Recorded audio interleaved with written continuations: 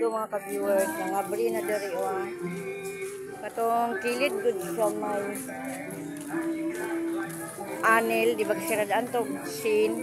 Abri na mo na siyang entrance niya o. Padulong aning bagong nga tindahan. Padulong aning bagong tindahan. Ya diha palingkinan na sa Akbang o. Wapo na kayo ang kalinan, mura na siya Davao City. Wala na siya downtown sa Davao. Dari na siya maagi o. Ano siya o. Katong gisiradaan ko dari sa may kilid diri sa may Mercury. Gisiradaan kay gikuan dito sila construct. Muna ni siya.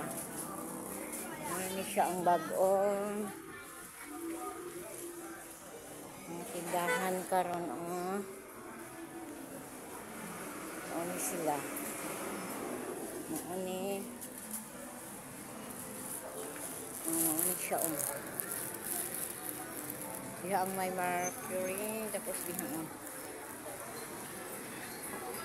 Ano siya karon ang kalinan. Thank you for watching. Maayong udto mga ka-viewers.